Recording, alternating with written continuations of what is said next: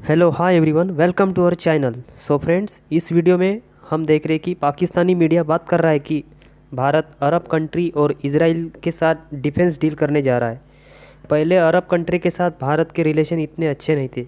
कोई भी डील करने से पहले हम मज़हब के बारे में सोचते थे, लेकिन अब आईटी सेक्टर में, डिफेंस में हम ट्रेड कर रहे हैं। देखिए, सबसे पहले हमें देश के बारे में सोचना चाहिए, बाद बाद में मज़हब के बारे में। अगर हम पहले मज़हब के बारे में सोचेंगे, मज़हब को बीच में लाएंगे, तो हमें नुकसान झेलना पड़ेगा। अगर इंडिया को आगे बढ़ाना है तो हमें हर एक देश के साथ अच्छे संबंध बनाने होंगे, कूटनीतिक स्ट्रेटजी पर काम करना होगा। मौजूदा हुकूमत इसी फार्मूले पर चल रही है।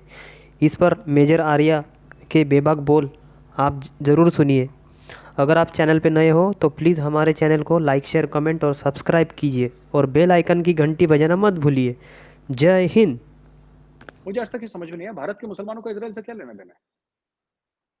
भारत इजराइल से करे, युगांडा से करे, तंजानिया से करे, मंगोलिया से करे, भारत के मुसलमान को क्या लेना देना है इससे। मजहब पहले आपके लिए या फिर आपके लिए पाकिस्तान पहले है? क्या जवाब देंगे? मज़हब। मजहब पहले है। जो इंडियन रूलिंग पार्टी बीजेपी है, उन्होंने मुसलमानों को और चीज़ों में इंगेज कर दिया हुआ है। कश्मीर के मसले को छोड़ के ओवरऑल जो एक इंडिया के अंदर जो डिवाइड है, तो जब ये आप लार्जली इंडिया यूएई और इसराइल के साथ इंगेज करते हैं, तो जो इंडिया की मुस्लिम पॉपुलेशन है उसका ये क्या रिएक्शन था engaging with the Israel? Pakistani के तौर पर अगर आपसे पूछा जाए कि आपके लिए पाकिस्तान पहले है या मजहब पहले है, तो क्या जवाब देंगे? मज़हब पहले है। पाकिस्तान नहीं पहले? नहीं। तो मजहब पहले है, क्यों ये मजहब? सच्चाई कुछ और है। सच्चाई ये है चीमा साहब कि ये जो कहते हैं ना कि मुसलमानों को ये करा, भाजपा ने ये करा, मुसलमानों और हिंदू का कन्फ्लिक्ट आज से कई सौ सालों से चल रहा है भारत में।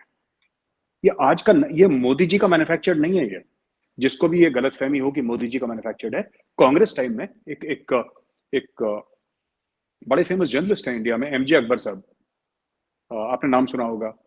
ही is written a book called right after right, आप पढ़िएगा। हजारों की तादाद में मोदी जी 2014 में आए ना पावर में, 2014 में आए। आप छोड़ दीजिए मोदी जी को, 1 मिनट कोने में करिए मोदी जी को, डज नॉट मैटर।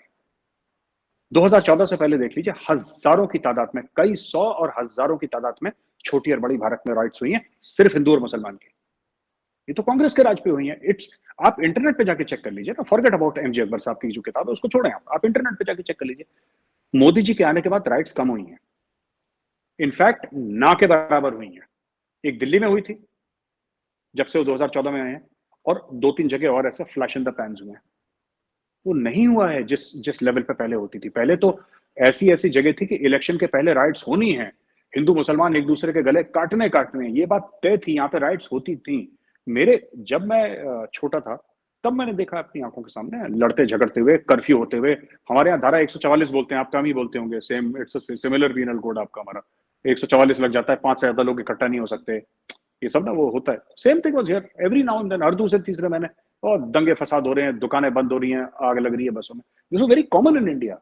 मुसलमान है इसलिए हमारे लिए मजहब पहले है, ठीक है, अच्छी बात है। मैं अब ये बताएं कि हमारा मुल्क किस बुनियाद पर बना था? इस्लामी रियासत के लिए। इस्लामी रियासत थी। हाँ जी। यहाँ पर जो कुछ हो रहा है वो इस्लाम के मुताबिक हो रहा है, हमें सज़ाएं इस्लाम के मुताबिक मिलती हैं। अगर बात किया जाए बैंकिंग सिस्टम को, वो इस्लाम में जायज़ है, वो तो नाजायज़ है। अगर सूद की बात करें, वो भी नहीं इस्लाम में। तो फिर हमारा जो निज़ाम है पूरे पाकिस्तान को, वो इस्लाम के मुताबिक चल रहा है? नहीं, नहीं चल रहा। नहीं चल रहा। तो फिर ये क्या बात हुई? एक तरफ हम कहते हैं हम मज़हब पहले है, अगर मज़हब पहले है तो फिर सारा कुछ मज़हब के मुताबिक क्यों नहीं चलाते? बस इंसान कुछ ऐसे हैं ना जो मज़हब के मुताबिक नहीं चलते हैं। चले, कुछ ऐसे हैं, बाकी सारे ऐसे हैं, तो बाकी कोई बताएं को आज तक किसने मज़हब के मुताबिक पाकिस्तान को चलाया? लेकिन काफ़ी लोग हैं यार ऐसे। कोई बताएं ना, कोई किसी एक हुक्मरान का नाम बताएं। हुक्मरान तो कोई भी नहीं है कायद आज़म के अलावा। क्या चीजें जो पुश करी इंडियन सरकार को, और वो जो मुसलमानों का एक डर होता था इंडियन सरकार के ऊपर, अब वो नहीं है वाइल डीलिंग विद इसराइल। और खासतौर पे ये जो I2U2 के वाले से अब इन्वेस्टमेंट है, ये जो एक मल्टीलैटरल जो है वो इन्वेस्टमेंट है। शिवा साहब, मैं, एक बात तो ये मुझे नहीं समझ में आई, ये बात मैं कई लोगों से सुनी है, आप पहले शख्स नहीं है जो मुझे इन्फॉर्म कर रहे हैं इस बारे में या बातचीत कर रहे हैं। मुझे आज तक ये समझ में नहीं आया, भारत के मुसलमानों को इजराइल से क्या लेना देना है।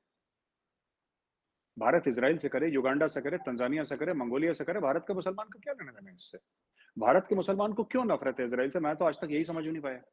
या पाकिस्तान के मुसलमान को क्यों नफरत है, या यूएई के मुसलमान को क्यों नफरत है, या इंडोनेशिया, मलेशिया, क्या लेना देना है। It's a country. हमें जहां पे फायदा होगा करेंगे। हाँ, एक जमाने में ऐसा था कि because of certain religious reasons, कि किसी हदीस में कुछ लगा है या कुरान शरीफ में कुछ लगा है कि यहूदी को मार दो, ये सब, तो हमने बोला यार देखो सुनो यार, हम तो इससे ऐसे तो फॉरेन पॉलिसी रन नहीं होती। और पाकिस्तान का भी यही रीजन है। पाकिस्तान जो इतना ज्यादा, पाकिस्तान के जो अशराफियां हैं, जो लीडर्स हैं, जो अक्सर ये कहते हैं कि यहूद अनूद की साजिश है, ये सब जो खिलाते रहते हैं अपनी पॉपुलेशन को चूरन पूरा का पूरा कि ये कर दो यहूदी, इनका क्या लेना देना इसराइल से? भाई अगर ये कहते हैं कि हम इसलिए करते हैं साहब क्योंकि पैलेस्टीन का मसला है, दैट इज नॉट ट्रू। ये झूठ बोलते हैं। ये हिंदुस्तान में भी झूठ बोलते हैं, पाकिस्तान में भी झूठ बोलते हैं, हम दोनों के मुल्कों में लोग झूठ बोलते हैं। इसका फिलिस्तीन से कोई लेना देना नहीं है। भाई अगर फिलिस्तीन से लेना देना होता तो आपकी तो हमारे साथ 4 जंगें हो रखी हैं, फिर आपका हाई कमीशन नई दिल्ली में क्यों और हमारा इस्लामाबाद में क्यों है? भाई आपका तो कोई बॉर्डर भी नहीं मिलता इसराइल से, आपका तो इंडिया से बॉर्डर मिलता है। कश्मीर का मसला हमारे साथ है, 4 जंगें हमारे साथ हुई हैं। कश्मीर का मसला या जो भी चीज है, पार्टीशन हमारे साथ हुआ है। पंजाब का हिस्सा हमारे पंजाब का हिस्सा हुआ है, तब जाके पाकिस्तान का पंजाब हमारे बंगाल का हिस्सा हुआ है। हमारी तो पाकिस्तान के साथ एक बहुत पुरानी हिस्ट्री है।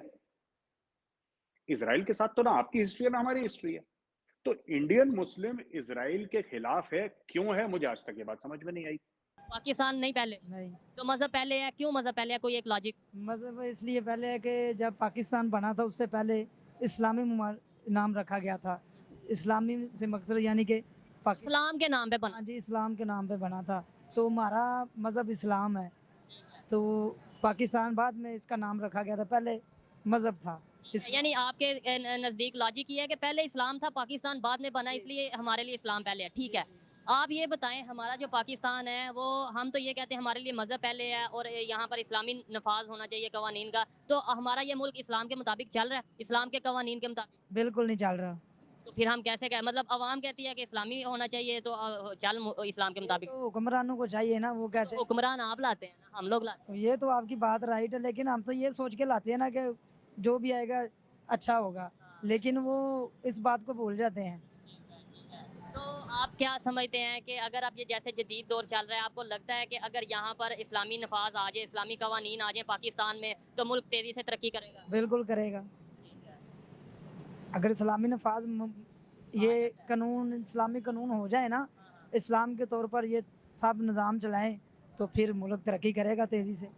भाई कुछ नहीं हो सकता इन लोगों का, ये जल्दी पाकिस्तान को तालिबान बनाकर ही छोड़ेंगे। इनको मेजर गौरव आर्य की बातें सुननी चाहिए। ये दिन भर मज़हब का चूरन बांटते रहेंगे और अपने देश को बर्बादी की ओर लेके जाएंगे। चलो, इंडिया के लिए तो बहुत अच्छी बात है, ये ऐसे ही लड़ते रहे मज़हब के जाल में और हमें फ़ायदा हो।